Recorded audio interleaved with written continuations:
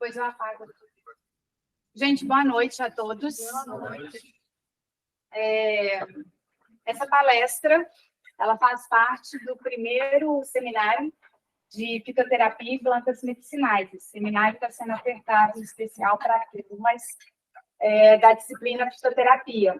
Né? E o objetivo é a gente poder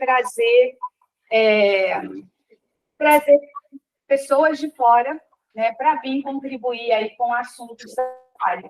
Né? Então, hoje nós temos não só, né, os alunos da fitoterapia, que envolve aí, né, quinto, sexto, sétimo período, né? Mas também temos alunos da farmácia, terceiro período, quarto período, temos alunos da odonto, temos alunos da medicina, então todos foram convidados aí, temos alunos das ciências biológicas, todos aí convidados, temos alunos da enfermagem, a turma da Elaine, então todos aí para a gente trabalhar um pouquinho, gente, compartilhar com pessoas que têm estudado um pouco sobre o tema, né? No caso aqui, a gente vai trabalhar aí a parte da cannabis, que é um tema bem alto, que vai ser ainda muito discutido, né, daqui para frente, tá? E aí eu vou fazer a apresentação do nosso palestrante, vou apagar ali para ficar mais clara a apresentação, tá?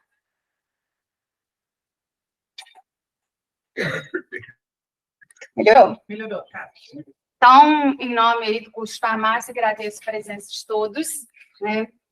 E nós recebemos nosso ex-aluno, né, o Diogo Faria Cobo. Ele vai falar um pouco sobre cannabis medicinal e sistema endocannabinoide. Tá? O Diogo é graduado em farmácia pela Universidade de Uberaba, fez extensão em cannabis medicinal pela Universidade Federal de São Paulo e é mestrando em farmácia pela Universidade Federal de Santa Catarina. Então, o Diogo hoje encontra-se lá no Sul. Em agosto, ele pretende estar aqui, para a gente estar fazendo outras atividades que vão ser presenciais, então a gente vai ter outras coisas aí acontecendo, tá?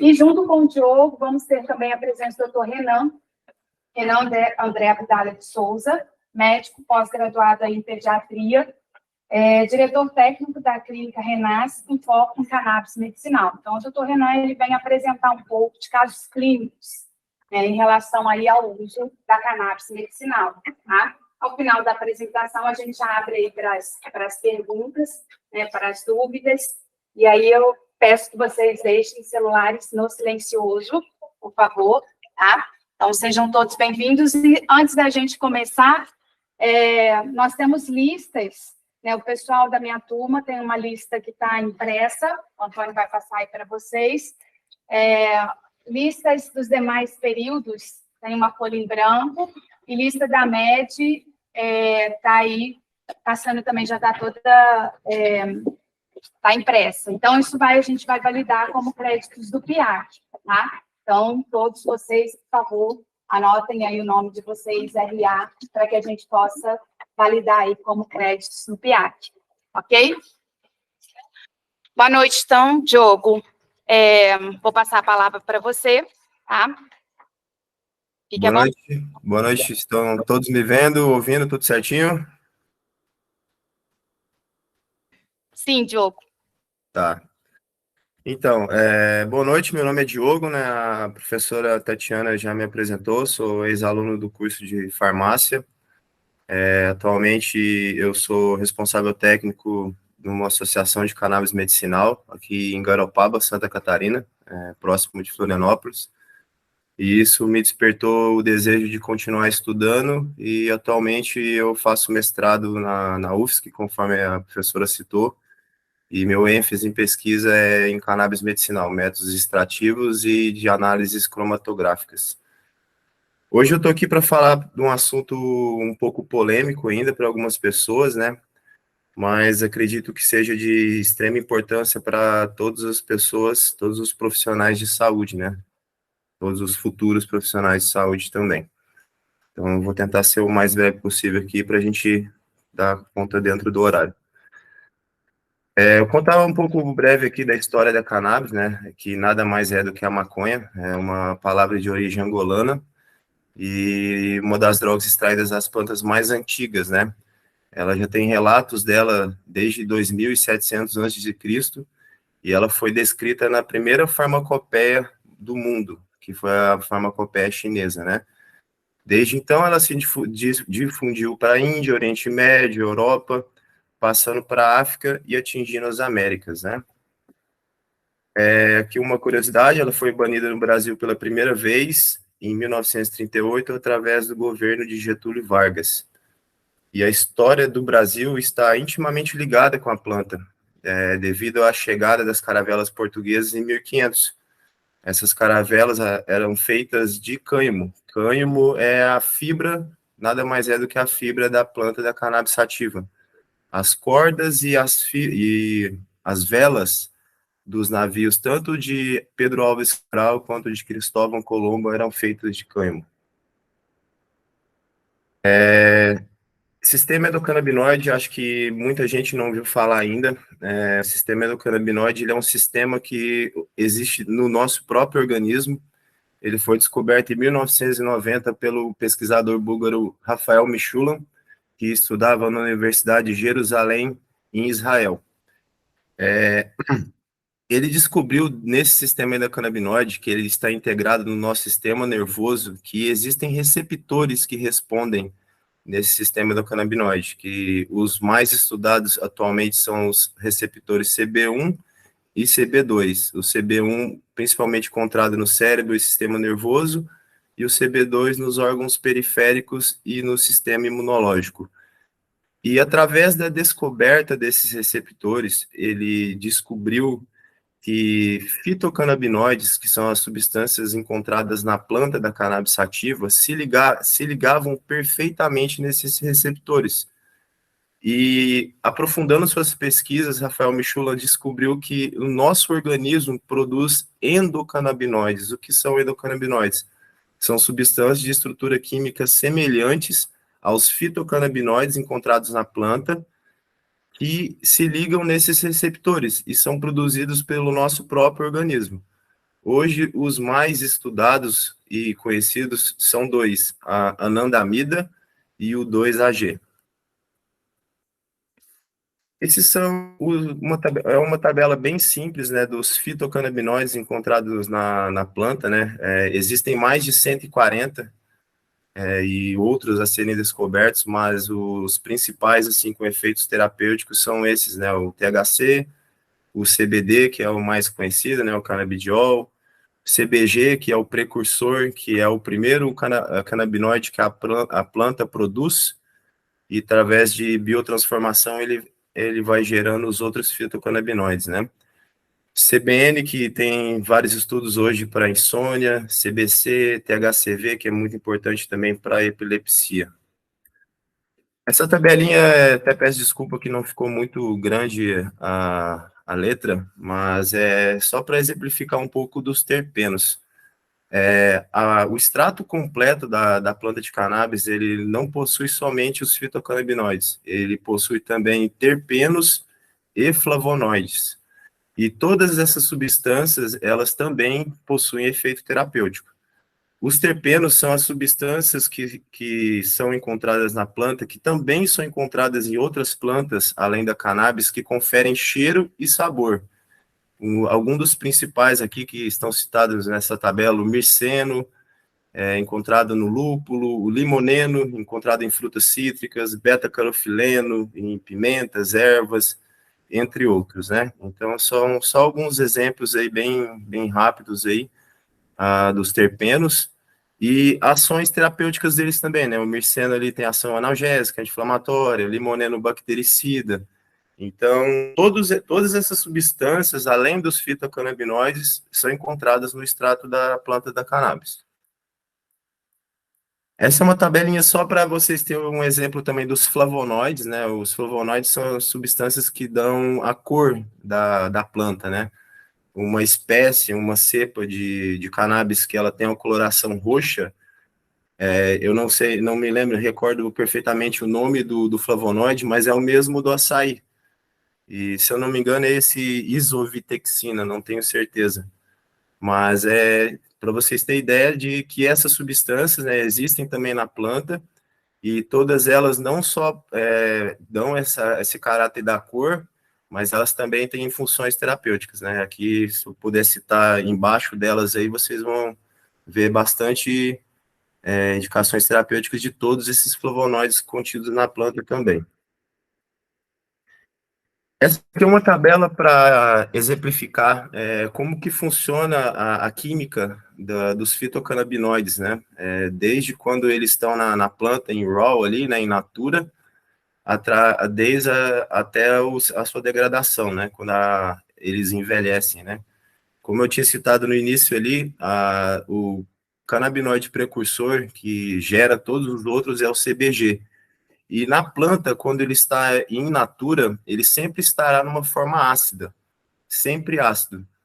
Então, para você obter ele na forma que tem mais ação terapêutica, você tem que fazer um processo de descarboxilação, que esse processo é feito através do aquecimento, né? Então, nesse heated, aqui é a tabela do meio, você consegue ver os fitocannabinoides depois de sofrerem a descarboxilação, né? Que aumenta bastante a questão do efeito terapêutico deles, né?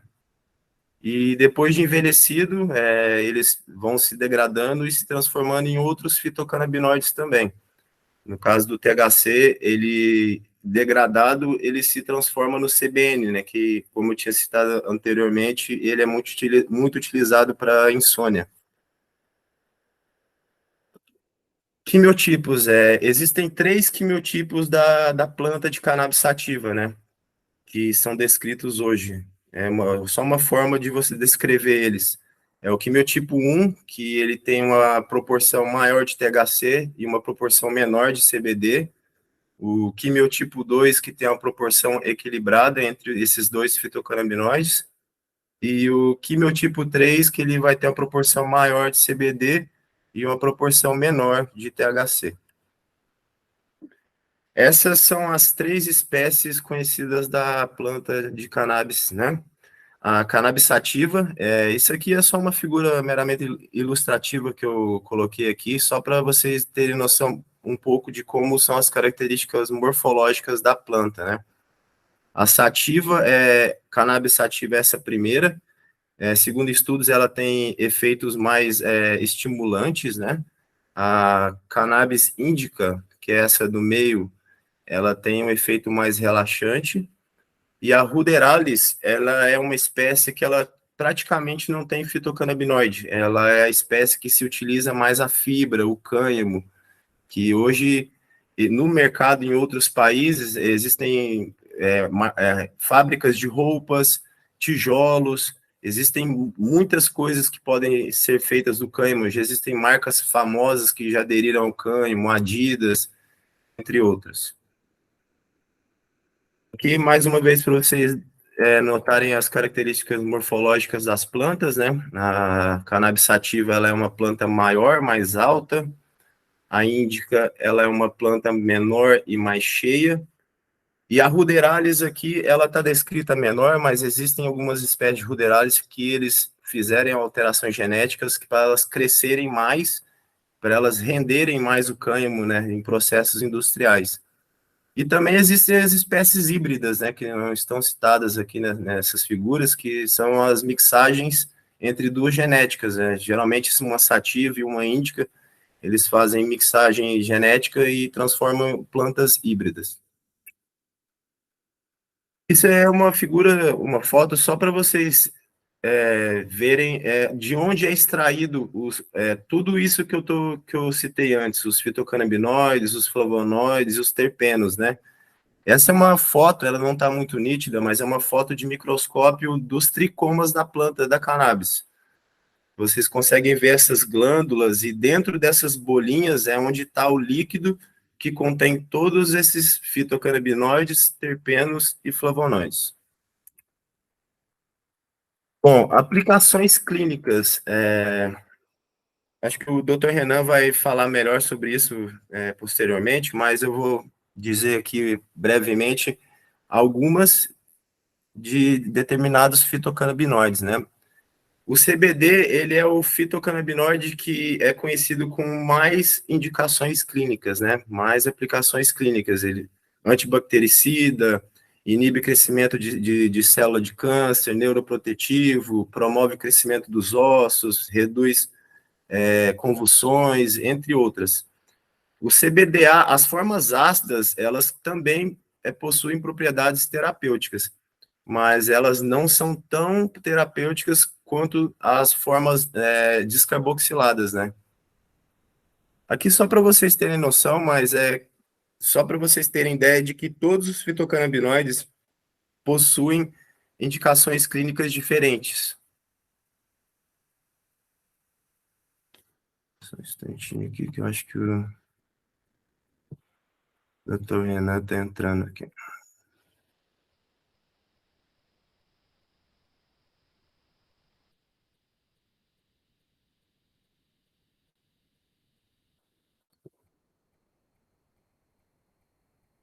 Entrou, Renan?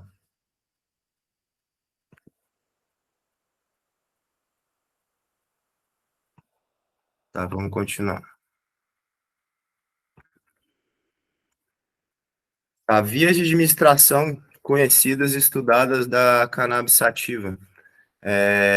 Existe a via oral, que é uma via não muito indicada só para pacientes que realmente não conseguem administrar sublingual devido ao metabolismo de primeira passagem, né? Que a gente perde muito ativo devido ao metabolismo de primeira passagem também nos fitocannabinoides. Sublingual é a via de administração mais indicada dos óleos, né? É uma via de absorção rápida, não tem metabolismo de primeira passagem e você pode padronizar ali a dose numa quantidade bem menor, né? Inalatórias são os sprays nasais e vaporização também, através de vaporizadores. Tópica, através de géis, pomadas, existem vários, o mercado cosmético internacional também, existem vários produtos de aplicação tópica de origem da cannabis, né? No Brasil, hoje, infelizmente, só está em pauta a questão da cannabis medicinal, a questão de cannabis cosmética, infelizmente, ainda não está em pauta, mas esperamos que isso se torne pauta da Anvisa em breve também. E, por último, a via retal. Também existem supositórios de THC, de CBD, para dar um início de ação mais rápido, né? Então, associações, né? Como eu tinha dito no início ali, atualmente hoje eu trabalho numa associação de cannabis medicinal, né? No Brasil já existem mais de 100 associações que nós exercemos um papel social muito importante, que nada mais é do que facilitar o acesso ao óleo para pessoas que não têm condições financeiras de adquirir das outras vias, que são muito mais caras, né? Que são o importado e a farmácia. Hoje, as três formas de acesso legal são através de importação. Na farmácia, você consegue comprar também, tanto o isolado quanto o óleo full spectrum, e associações de apoio à cannabis medicinal, como essa que eu atualmente estou trabalhando. Óleo importado e óleo nacional. Isso aí é um tabu que muita gente ainda discute, questão de qualidade, né?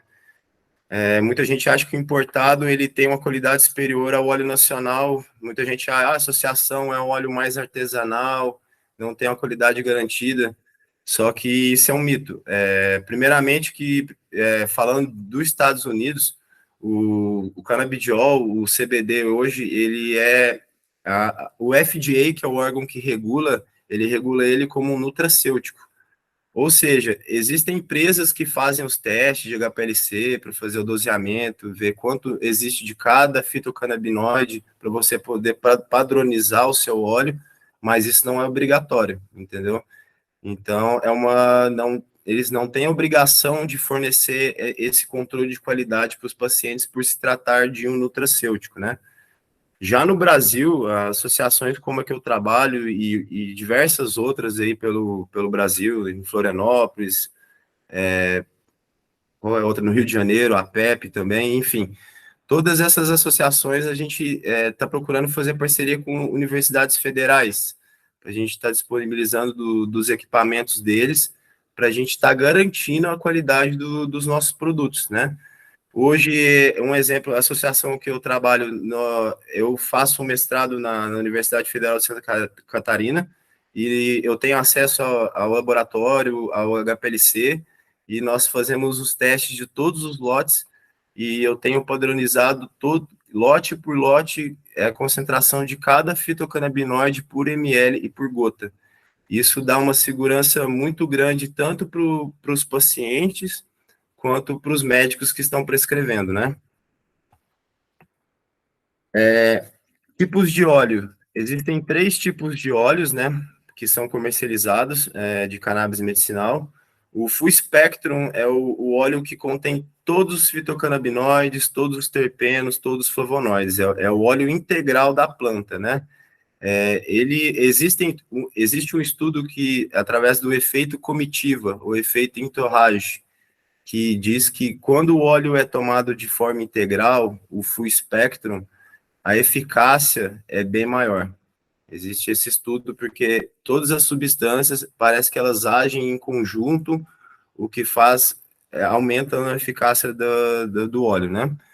O Broad Spectrum, ele é um óleo que contém todos os fitocannabinoides, todos os terpenos, todos os flavonoides, menos o THC, que é o fitocannabinoide que tem ação psicoativa na planta, né?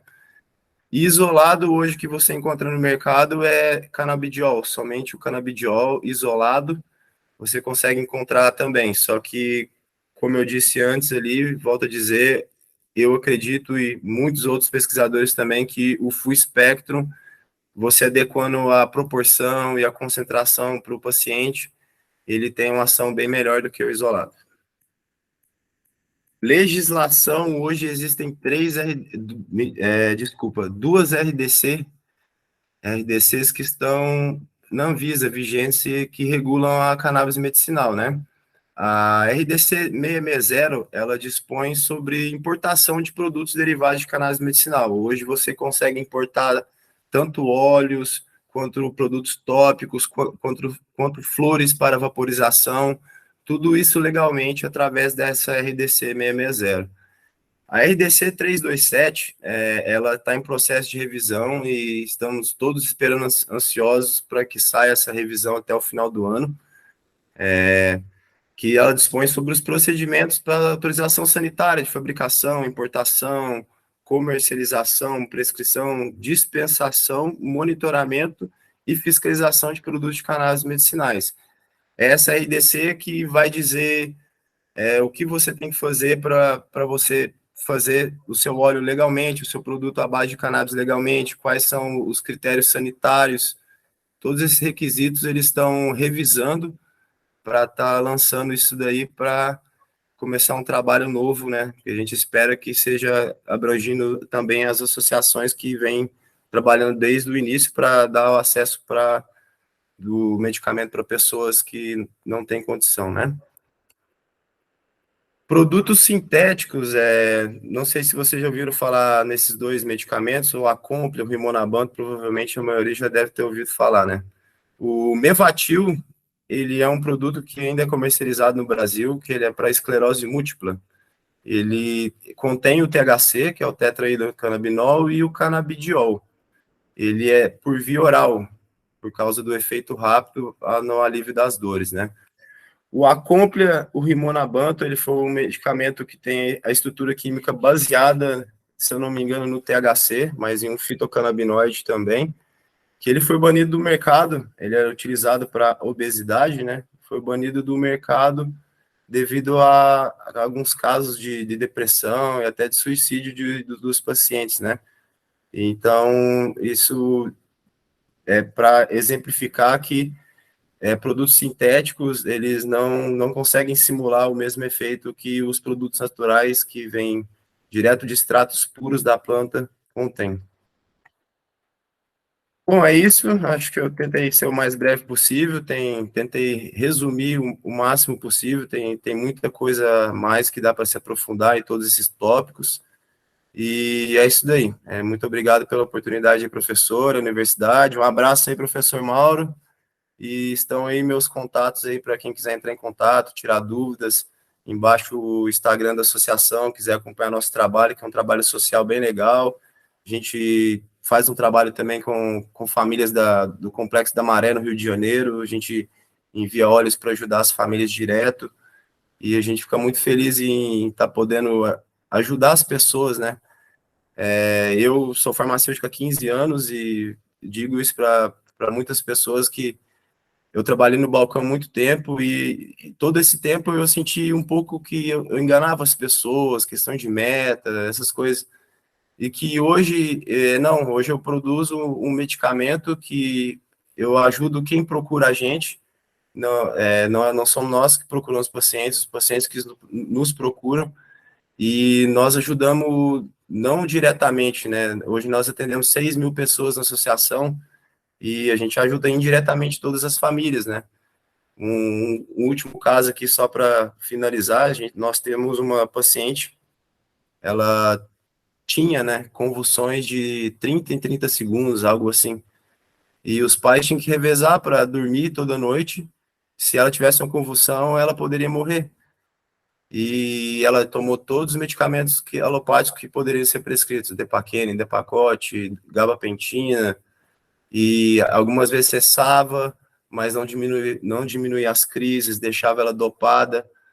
E aí a família dela foi atrás do óleo de cannabis, eles iniciaram o tratamento. Uma semana depois, desde então, nunca mais ela teve uma convulsão sequer. E os pais dela podem dormir tranquilos, o irmão, a tia, então toda a família é beneficiada por um medicamento. Então é isso, muito obrigado a todos e boa noite.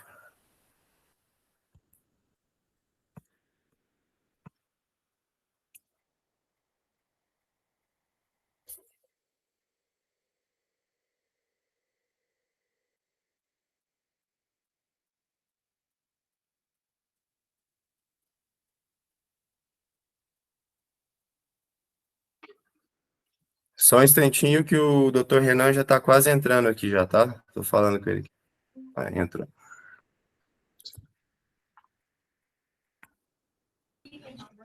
Diogo, desculpa, eu fui resolver um problema técnico. Gostaríamos muito de agradecer. Acho que a gente pode deixar as perguntas para o final, né? Agradecemos aí a participação, sua palestra, parabéns pelo trabalho desenvolvido. Vamos bater as palmas. Desculpa, porque estava resolvendo o problema do microfone, mas agora tudo ok. Boa noite, doutor Renan. Seja bem-vindo à Universidade de Uberaba. Agradecemos aí a sua participação. Nos escuta bem? Olá, boa noite a todos. Boa noite, Diogo. Parabéns pela apresentação. Boa noite, Renan. Boa noite. Boa noite a todos. Então vamos lá. Eu sei que o meu tempo é curto, né? Eu vi que o Diogo já trouxe bastante conteúdo, já trouxe um pouco da história, de alguns produtos, das associações. Então, eu vou compartilhar dois casos clínicos que passaram hoje com a gente aqui na clínica, e são duas vertentes bem diferentes, então achei interessante, tá? Então, começando pelo primeiro caso clínico, tive um problema com o meu slide, tá, pessoal? Então, eu vou falar aqui para vocês, tá, diretamente. Então, o primeiro paciente foi um paciente de 4 anos, tá, do sexo masculino, um paciente que nasceu prematuro de 28 semanas. Após o nascimento, esse paciente ficou 6 meses internado na UTI e iniciou um quadro de crises convulsivas. No meio desse internamento, também ele contraiu uma meningite, tá? E iniciou o uso de fenobarbital. Durante o período, o fenobarbital foi associado a outros anticonvulsivantes, que no final, hoje com 4 anos, ele estava apenas com o fenobarbital, e a mãe buscou a nossa ajuda da clínica, porque esse paciente, além das crises convulsivas, ele desenvolveu autismo ali, com 2 anos, ele começou a apresentar sintomas de autismo e teve o diagnóstico de autismo. Então, o paciente estava com um comportamento muito difícil de irritabilidade, dificuldade no colégio, nas terapias, socialização, mas o comportamento em si estava sendo muito afetado e afetando muito a família. as crises convulsivas estavam controladas com 30 gotas de fenobarbital pela noite, tá? E eles tentaram alguns medicamentos ali para tentar conter um pouco o comportamento do autismo, como risperidona, usaram também alguns ansiolíticos, sem boa resposta. E essa mãe buscou a nossa ajuda para cannabis por conta, principalmente, do autismo, do comportamento do autismo e de crises sensoriais dele. Então, esse é um paciente que, do ponto de vista nosso, é muito mais interessante a gente iniciar com um produto rico em canabidiol. Quando a gente fala de um produto de canabidiol, tem muitas proporções diferentes, que é o que a gente chama de rateio. Então, primeiramente, tem o produto que é CBD isolado, a gente encontra na farmácia desde 2020. Tem também importação desde 2014, vem aqui para o Brasil. Algumas associações também trabalham, né, de alguma alternativa. Tem produtos de CBD Broad Spectrum, que são produtos que não têm THC, mas contêm os outros componentes, que também a gente acha mais de importação. E tem os produtos Full Spectrum, que daí a gente encontra na farmácia, nas associações e de importação. O que diferencia esses produtos é principalmente a diferença, a distância desse THC para o CBD, ou do CBD para o THC. Então, é diferente um produto que contém 200 mg de CBD e 1 mg de THC. Então, esse é um produto 200 para 1. Diferente de um produto que é 100 CBD para 1 THC. Produtos que geralmente a gente encontra em importação, farmácia. Diferente de produtos de associações, que são 30 para 1, 10 para 1, 3 para 1. Então, quando a gente fala de um produto de canabidiol, existe uma gama enorme de produtos, de opções para nós aí da área da saúde, tá? Então, como era uma criança, eu optei, acompanhado também por neurologistas, né? Eu optei iniciar, então, com um produto alto concentração de CBD com menos de 0,3% de THC nesse primeiro momento, para a gente ver o que alcançamos. Mas, provavelmente, esse é um paciente que, no futuro, pode vir a utilizar um produto mais artesanal, porque pela questão de ter um pouquinho mais de THC. Isso pode ser importante aí para o paciente prematuro, para questões aí de comportamentos no quadro de autismo, questões de desenvolvimento e algumas questões, tá? Então, esse é o primeiro paciente, ok? Daqui a pouco eu acho que a gente abre para perguntas, né, Diogo? O segundo paciente foi um paciente que está na casa de repouso, paciente também do sexo masculino, de 78 anos, que está há 3 anos descobrindo um câncer no rim esquerdo. E esse paciente está em processo de quimioterapia desde então, agora a quimioterapia está mais espaçada, mas o paciente apresenta um quadro de uma neuropatia, de uma dor neuropática, que é bem comum em pacientes oncológicos, pacientes também que estão em quimioterapia, e esse paciente está com muita perda de peso. Então, está perdendo aí, nesses 3 anos, ele perdeu mais de 30 quilos. No último ano, perdeu cerca de 10 quilos. Mesmo com suplementação, com nutrição, paciente que é bem acompanhado pela casa de repouso, está num lugar muito bacana, que tem muitos profissionais.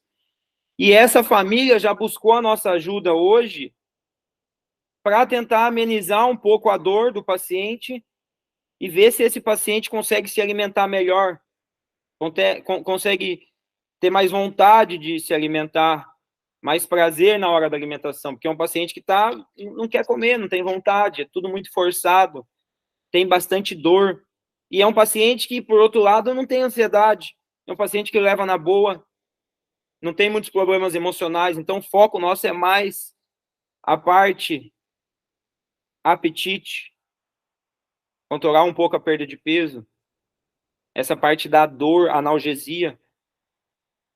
Então, esse é um paciente muito mais muito mais interessante a gente iniciar um produto rico em THC nesse paciente. E aí também vem uma gama enorme, 30 para 1, 20 para 1, 10 para 1, 3 para 1, meio a meio. Então, esse paciente a gente optou por iniciar com um produto rico em THC, com mais THC, tá? De forma associativa, iniciando sempre com doses mínimas. Então, sempre que a gente fala de um produto de THC, no paciente que não tem afinidade, que não teve contato, vai ser o primeiro impacto dele aí dos canabinoides nesses receptores, começa com uma gotinha, tenta trazer um óleo menos concentrado para começar, uma gota de manhã, uma tarde, uma noite, antes da alimentação. Passou 2 dias, 2 gotinhas, 3 gotinhas. Esse é um paciente que pode ter benefício também da parte do sono. Hoje a gente já viu muita questão, já estudou, já tem comprovado a cannabis auxiliando náuseas, vômito, até com ação antitumoral. Então, hoje já se sabe que a cannabis tem 3 ações aí que acabam ajudando na parte fortalecer a quimioterapia, a imunidade e aumentar a chance do paciente se livrar desse câncer, ter uma melhora maior aí junto à quimio ou à rádio. Então, acho que esses dois são os 2 casos clínicos aí que eu queria trazer para vocês. Estamos aqui abertos também a perguntas. Eu sei que o tempo está curto, né? O Diogo frisou bem isso.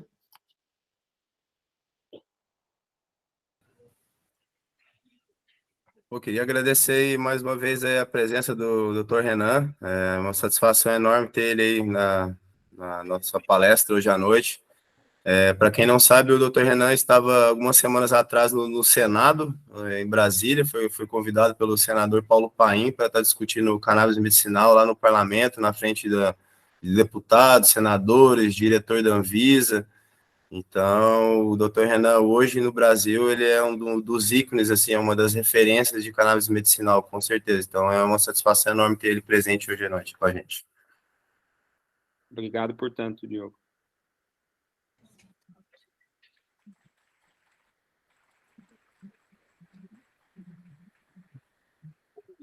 Bom, nós aqui agradecemos, Diogo, doutor Renan, pela presença e por compartilhar um pouco do conhecimento aí, do que vocês estão trazendo, para que a gente possa ter um pouco mais, saber um pouco mais a respeito, né, da utilização da cannabis. Nós vamos abrir aí para a palestra. Renata, você quer falar alguma coisa? Quero fazer uma pergunta. A Renata, nossa gestora, vai fazer uma pergunta. O Diogo, doutor Renan. O Diogo lembrou do Mauro, mas não lembrou de mim. Ninguém me falou que você estava aí, eu lembro de você. Então, tá bom. Diogo, deixa eu te perguntar uma coisa. Você falou que você é responsável técnico, né, pela associação. Isso. Você faz algum tipo de acompanhamento nesses pacientes que utilizam dos seus produtos? Com que frequência que eles te procuram? Que tipo de acompanhamento vocês fazem, né, para esses pacientes? Se você tem dados e se você utiliza isso para o seu mestrado. Então, esses dados eu não utilizo para o meu mestrado, que a minha pesquisa do mestrado em cannabis é mais laboratorial, entendeu? Mas a associação, eu faço um trabalho além da produção, o controle de qualidade, eu faço auditoria de receitas também, né? Então, as receitas, todas as receitas que chegam, a gente tem uma equipe de acolhimento, essas receitas passam por mim, eu audito elas para ter certeza que eles vão fazer o óleo correto, e sempre surgem dúvidas, algumas dúvidas já são solvidas com os próprios médicos na consulta, né? E alguns médicos, eles já dão fazem esse acompanhamento com os pacientes. Mas os pacientes que não têm esse acompanhamento, e existem alguns, existem alguns pacientes que eu faço acompanhamento com eles, sim. Eles me mandam mensagem como se eu fosse o médico deles mesmo, assim, entendeu? Para dar, eu tô com dúvida. Tanto é que teve um paciente que eu passei para vocês, né, Renan? Não sei se foi você, que ele é de Curitiba, um senhor, ele foi presencial, não sei se foi você que foi atender. Agora eu não lembro. Eu comecei a dar acompanhamento para ele, mas ficou tão complicado o caso dele que eu falei, não, tem que passar para um médico especialista, já tá fugindo mas acontece, a gente tenta sancionar o que tiver alcance do nosso conhecimento, né? Doutor Renan e o Diogo, né? Vocês estão em cidades diferentes. Tem muito médico prescritor da cannabis hoje, aí na região de vocês, pelo fato de ter associação, de ter o doutor com a pesquisa dele. Como que o médico vê isso para prescrever a cannabis? Tá.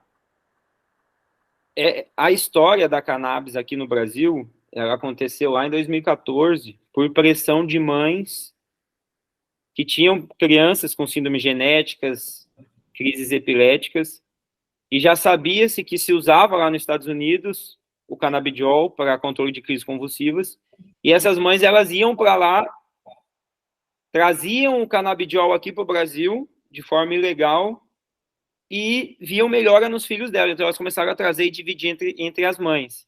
Então, tem uma história... essa história é contada em um documentário, em um filme que está no YouTube, se chama Ilegal, a Vida Não Espera. Então, nessa época, essas mães pressionaram tanto o Conselho Federal de Medicina quanto a Anvisa. O Conselho para liberar os médicos a prescreverem o canabidiol e a Anvisa para liberar a importação de trazer o canabidiol dos Estados Unidos ou de fora do Brasil para cá. Então, a Anvisa, em 2014, ela regulamentou a importação do canabidiol, a princípio, e o Conselho Federal de Medicina também se movimentou lá e lançou uma nota sobre o uso do canabidiol, o uso compassivo do canabidiol, e a prescrição do canabidiol sendo limitada para neurologistas e psiquiatras.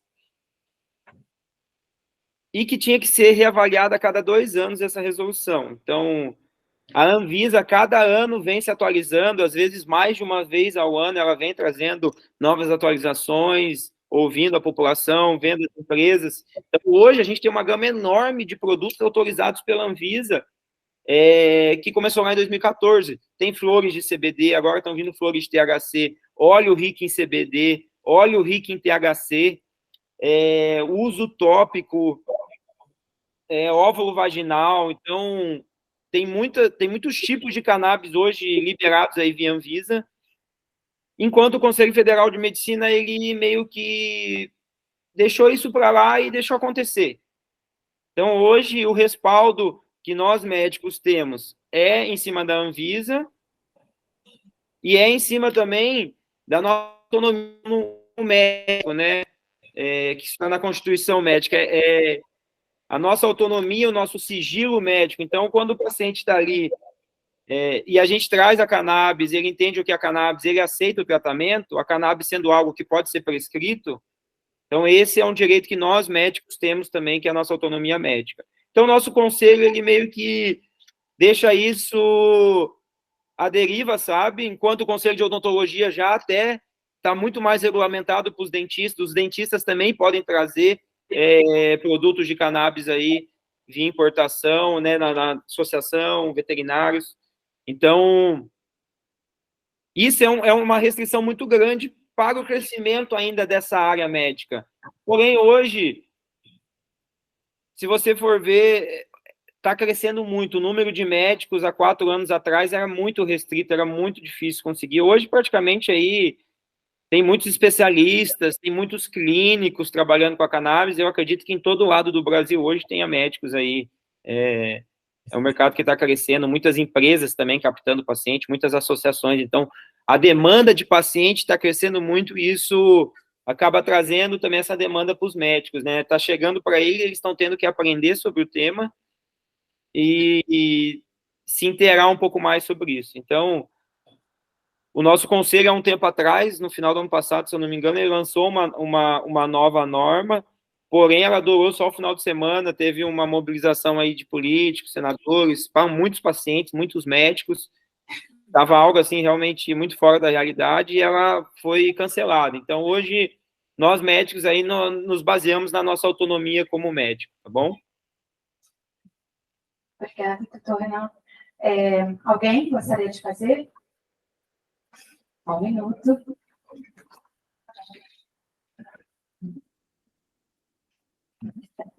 Ô, Diogo, tá bom? Opa. Professor Mauro, tudo bem, garoto? Boa noite, tudo bem você? Bem, graças a Deus. Há muito tempo a gente se encontrava por aqui, né? Agora você foi lá para o sul, trocamos, né? Eu subi e você desceu. Pois é. Geograficamente falando. Ô, Diogo, fico muito feliz em ver você falando aí de compostos orgânicos, né? Terpenos, flavonoides e os THC, né, os derivados aí da cannabis sativa, né? Eu queria saber, a extração, como é feito, Diogo? É por arrasto de vapor, você faz do óleo? Você participa disso? É por fluido supercrítico? Depois, como é analisado, você falou que é por HPLC, né? Cromatografia líquida.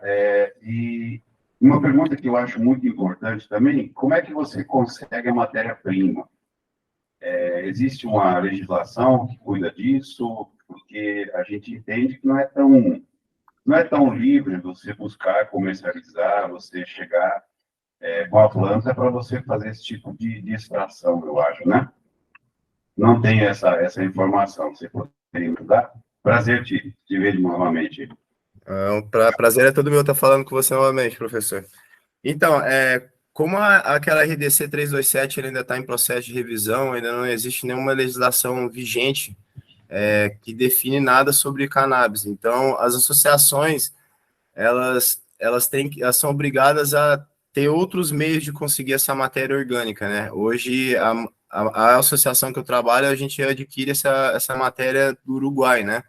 O Uruguai já é um vizinho nosso, próximo, e é uma matéria orgânica de qualidade, né? Rica em CBD. Sobre o controle de qualidade, ele realmente ele é feito pelo HPLC, é o método que é validado como o método ouro para análise de fitocannabinoides. Já foram feitos alguns testes, até o método validado pela polícia para se analisar o método forense para maconha, ele só detecta o THC e ele é feito por GC, que é o cromatografia gasosa. Só que quando você aquece muito, ele promove a descarboxilação e altera o resultado. Então, o GC não é um método muito eficaz para análise de fitocannabinoides. Em relação à extração, existem vários tipos de extração hoje para cannabis, né? Só que quando você pensa em larga escala, em processo industrial, em grande quantidade, você tem que pensar também em fazer uma extração que vai ter um rendimento maior, né? Hoje, uma das extrações que ela é livre de solvente e sai um extrato mais rico, só que não tem um rendimento muito grande, é a extração rosin, que são duas chapas que você prensa a matéria orgânica e você controla a temperatura dessa chapa. Aí a tal temperatura vai extrair uma quantidade maior de tal fitocannabinoide. E isso sai tipo um melado. Esse melado é o extrato rico dos fitocannabinoides e todos os compostos da planta, né? Na associação, o método que a gente faz é a extração hidroalcoólica. A gente faz evaporação através do rota-vapor e até ter toda a evaporação do solvente, né? Esse método é um método que a gente utiliza álcool de cereais, que é um álcool orgânico, e para que tenha um rendimento maior, né? Como a gente tem uma demanda grande, se a gente trabalhasse com uma extração tipo rosin, a gente precisaria de muita matéria para fazer o extrato, né? E até um dos tópicos sobre o meu mestrado, que eu estou fazendo na Universidade Federal de Santa Catarina, é sobre extração. Eu e minha orientadora, a gente está desenvolvendo, a gente vai começar ainda, a gente está na parte de literatura, desenvolver um método de extração de cannabis através de NADs, né, que são os Natural Deep Euteric Solvents. São aqueles solventes que você mistura dois sólidos naturais e através de proporções molares que você, através de testes, você define, e isso acelera o ponto de fusão e eles se transformam em líquidos, né? E essas misturas eutéticas, elas são utilizadas em farmácia tanto para extração, que existem estudos que dizem que até acelera a biotransformação dos nutrientes das plantas, e podem ser utilizadas também como veículos, né, em tecnologia farmacêutica, como métodos de liberação de fármacos também. Entendi. Essa descarboxilação que você fala é a perda através de CO2, certo? Você aquece, sai o CO2, e você transforma um THC no outro canabidiol, é isso? Isso, aham. Aí o THC na matéria pura, ele como todos os outros fitocannabinoides, eles são na forma ácida, né? Então é THCA, CBDA, CBGA, e quando você aquece, né, ele vai descarboxilar, vai sair essa hidroxila da composição química dele, daí ele vai se tornar uma molécula que, devido aos estudos, eles têm uma eficácia terapêutica maior. Beleza, Diogo. Prazerão. Valeu mesmo. Obrigado, hein? Abraço, professor. Abraço. Mais alguém?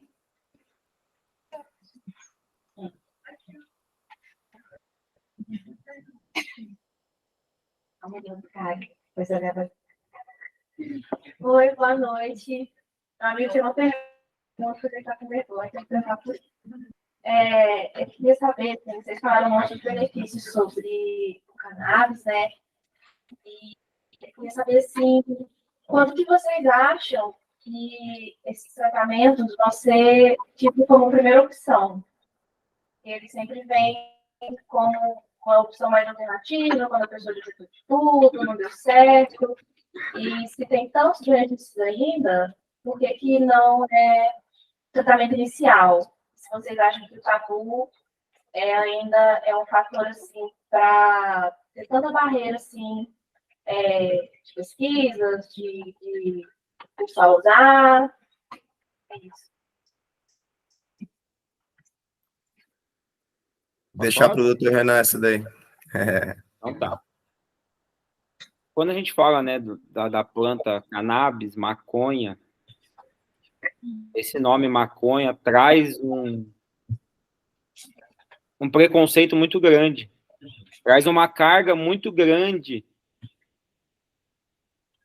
de ser uma droga muito ruim, né, rodinha de maconheiro, vagabundo, pelado, lerdo. Então, a gente sabe que a cannabis tem esse dano neurológico mesmo em jovens aí, tem menos de 21 anos, principalmente 18 anos, que o cérebro está muito em desenvolvimento. Mas, assim, penso tanto que teve que ter o tanto de debate, o tanto da cannabis ter que se provar segura para desmistificar essa planta, trazer um extrato dela e transformar isso em um produto e ser vendido na farmácia, como acontece hoje desde 2020, é um caminho muito grande. E esse caminho começou mais ou menos quando um pesquisador israelense, lá em 1930, o que tem aqui? Vamos ver o que tem nessa planta. CBD, isolou o CBD a primeira vez, isolou o THC depois.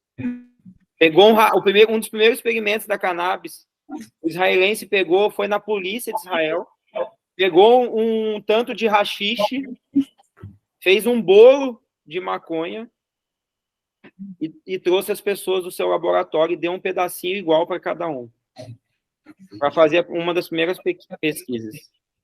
E o interessante foi que foram vários efeitos diferentes. Um ficou eufórico, de uma maneira assim muito feliz. O outro ficou muito eufórico e deu crise de ansiedade. O outro achou que ia morrer. O outro foi dormir. O outro foi comer um monte. Deu larica, aumentou o apetite. Então, a cannabis, cada paciente tem uma recepção dela. Depende muito de como está o sistema, de como está essa pessoa no momento, quais outras drogas estão envolvidas. Mas, assim, uma coisa muito bacana da cannabis é a segurança. A cannabis é a droga ilícita mais usada no mundo. E a gente tem muito pouco registro de morte, praticamente nenhum, referente a cannabis. Então, não existe uma overdose, a pessoa vai morrer porque consumiu muita cannabis. Isso é muito difícil. Algumas crianças lá nos Estados Unidos estão comendo cookies, brigadeiro, chocolate de cannabis e estão tendo problema respiratório, tendo que ser internado, mas não chega aí ao óbito. Então, uma coisa muito bacana da cannabis é a segurança. Só que a gente tem um viés que é o preconceito, a gente tem um viés que é a indústria farmacêutica, que é muito faz muito estudo, ela traz muito conteúdo para os médicos na área da saúde, congresso, doutor, que é novo. Então, as empresas estão entrando também na cannabis.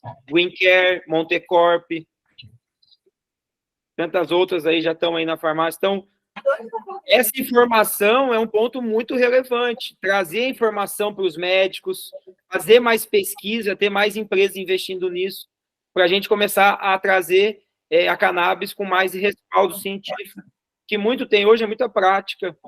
Estudos tem bastante, mas assim, poucos estudos vão fase 3 e desenvolve legal. Então, está começando isso, a ter mais estudo fase 3, que é algo muito novo. A descoberta do sistema endocannabinoide, dos receptores canabinoides, se deu o primeiro em 1992. Então, a gente está falando de apenas 30 anos da descoberta dos receptores. Então, é muito novo também. Então, é uma área que está crescendo muito para a indústria, para os médicos, para os pacientes.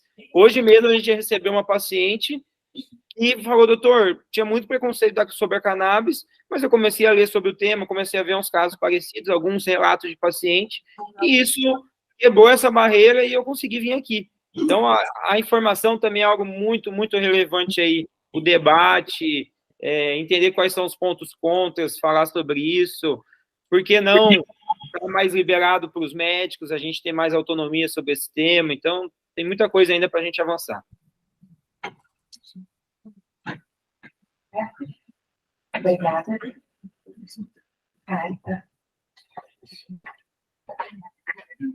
Boa noite, doutor. Boa noite, Diogo. A minha pergunta vai para o Diogo.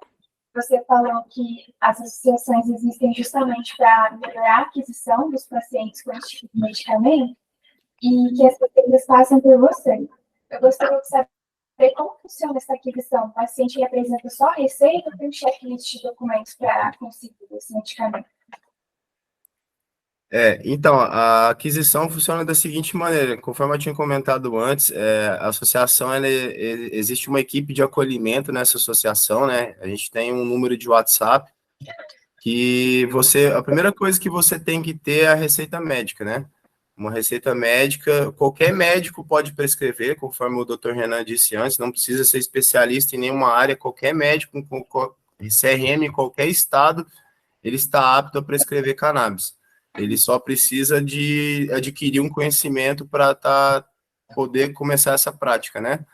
Então, feito o primeiro passo, que é se consultar com algum médico e ter essa receita médica, você vai entrar em contato com o nosso acolhimento e o acolhimento vai te dar todas as informações, daí vai passar para a produção esse pedido seu e ele é feito de acordo com a prescrição, entendeu? A receita é auditada pelo farmacêutico.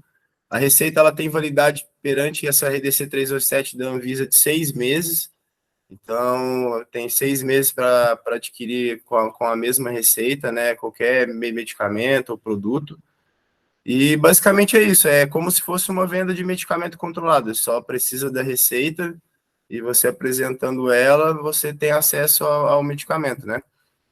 Hoje, ideia de preços, assim, só para vocês terem ideia de valores dos óleos, existem óleos na farmácia que estão 300, 400 reais, mas esses aí são 2%. Uma concentração padrão hoje de um óleo, ele é 3.000 miligramas no frasco de 30 ml, ou seja, 10%. O de farmácia, acredito que está uns 1.000 e pouco, importado chega a quase 2, dependendo da marca, pode ser que seja mais caro. E da associação está em torno de 400, entendeu? Então, é menos do que 1/3 do valor. E a gente só não reduz mais esse valor porque, infelizmente, não tem uma legislação que nos deixa ter o nosso próprio cultivo, que a gente diminuiria com certeza esse valor aí, que o que encarece no momento é essa questão de estar tendo que importar essa matéria vegetal de outro país, né? Entendi, certeza.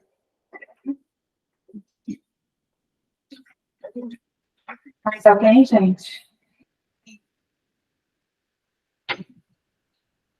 Eu tenho dúvidas também, saber sobre a aceitação realmente da população, como que está ocorrendo, e qual que seria a demanda hoje, que a gente tem mais estudos, que está sendo mais utilizado, qual tipo de tratamento seria aí, né, vocês, o doutor Renan citou 2 casos, mas o que está sendo mais utilizado hoje em dia, para qual tipo de tratamento que as pessoas têm buscado mais, e um pouquinho também sobre efeitos colaterais, o que tem sido detectado, né, a respeito de efeitos colaterais. Deixa eu falar, Renan. Então, a aceitação depende muito do perfil do paciente, mas, em geral, hoje, as pessoas buscam a cannabis praticamente como última opção, tá? Então, desde pacientes aí com crises convulsivas, autismo, né? Muito autismo também, pacientes com ansiedade. Esse perfil de paciente é um perfil mais do canabidiol.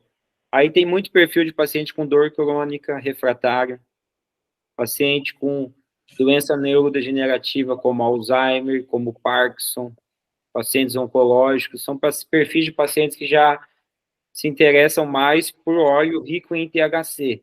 Então, hoje, a aceitação, quando a pessoa está precisando, muda, né? Ela começa a entender, ela começa a pesquisar, ela está usando um monte de droga também que está fazendo mal para ela, está ajudando de um lado, mas pode estar prejudicando de outro. Algumas não fazem efeito, então a cannabis também não é para todo mundo, tem pessoas que acabam que não se beneficiam, por exemplo, pacientes com Parkinson, paciente que a gente testa alto THC, 1:1, mais CBD, CBG, e esse paciente acaba que não tem resposta. Agora, paciente com Alzheimer, com dor, com autismo e com epilepsia, difícil não ter cuidado. Acaba, se não ajuda, acaba no que a gente queria, acaba ajudando em algumas outras partes, né? A aceitação está crescendo, então a informação está melhorando, muita gente também recebe a receita, não quero começar a alopático, quero tentar algo mais natural, então também vem esses perfis de pacientes, tá, buscar. E efeitos colaterais, a gente tem que dividir um pouco esse leque, então quando a gente fala dos óleos de canabidiol, depende do paciente, paciente com autismo, muito raro acontecer, mas pode ser que agite mais com o canabidiol, então, náusea, diarreia, vômito, sonolência no paciente idoso, em algum paciente com ansiedade, com depressão. Então, o CBD é um perfil muito mais leve. Agora, quando a gente entra no óleo de THC, a gente já começa a ter efeitos colaterais mais fortes. Por isso, ir mais devagar, menos concentração do óleo, iniciar com 1 gota, 2, efeitos colaterais como tontura, despersonalização, passou da dose, crise de riso, ansiedade, o paciente ter uma crise de ansiedade, o paciente desencadear uma crise de pânico, achar que vai morrer, tem que ir para o hospital. O THC, dependendo do perfil do paciente, tomar errado, tomar uma dose muito alta, não é indicado o THC para ele. Ter um surto psicótico, ter uma crise muito grave de personalização. Então, o THC tem um perfil mais forte já de efeito colateral. Mas ele, por outro lado, é dependente da dose. O paciente precisa de THC, você vai devagar, um óleo pouco concentrado, doses baixas, divide 2, 3 vezes ao dia, sobe a dose devagar. Então, se a gente faz de uma maneira com mais cautela, sem pressa, observando o paciente, com alguém acompanhando esse paciente e depois retornando, a gente faz de uma forma muito mais segura, mesmo trabalhando com o THC, tá? Mas o THC é um perfil mais delicado, principalmente em criança, paciente psiquiátrico. Agora, idoso, dor, já recepciona muito melhor isso. Muito obrigada.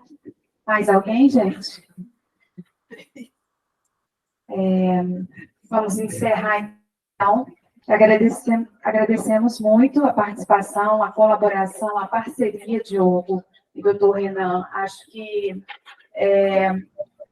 bastante rico aí a discussão. Quando eu falei pouco, é porque a gente tem muita coisa para discutir, né? Então, eu também já fiz um pouco de curso de extensão, tenho orientados que fazem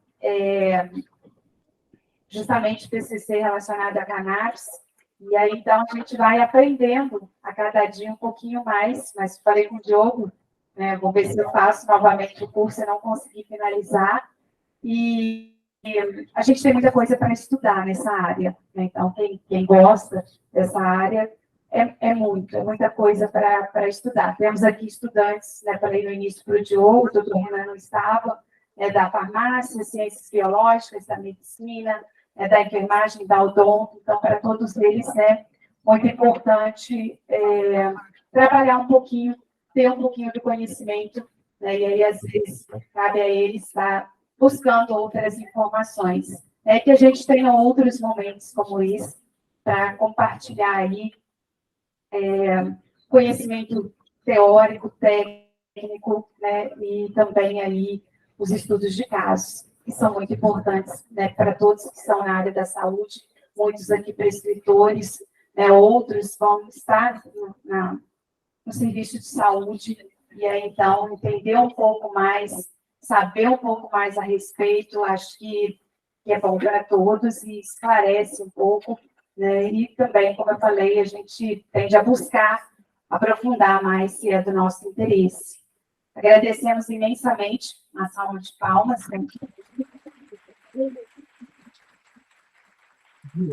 E agradeço também a presença de todos. Vocês gostariam aí de deixar um recado, finalizar, por favor?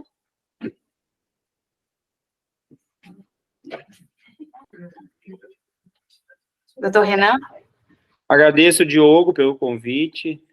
Agradeço a todos aí também da universidade. Me coloco à disposição para encontros futuros. O pessoal da área da medicina também, da odonto aí, se quiser convidar, estou à disposição. Alguém, se quiser fazer algum tipo de trabalho aí, de estudo junto, também estou à disposição, tá bom? Diogo? Também gostaria de agradecer mais uma vez a oportunidade, professora Tatiana, professora Renata, professor Mauro, a todos os participantes, e dizer que vocês, como nós todos como profissionais da saúde, vocês futuros profissionais da saúde, a gente tem que pensar nada mais do que no bem-estar dos nossos pacientes, né? Independentemente de qual seja o tipo de tratamento.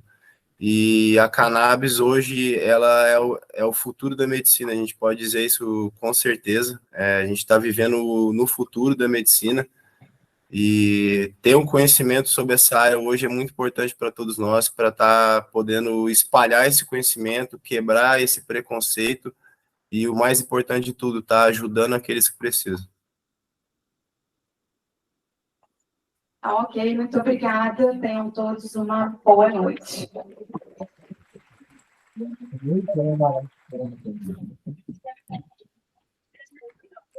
Diogo, obrigada, doutor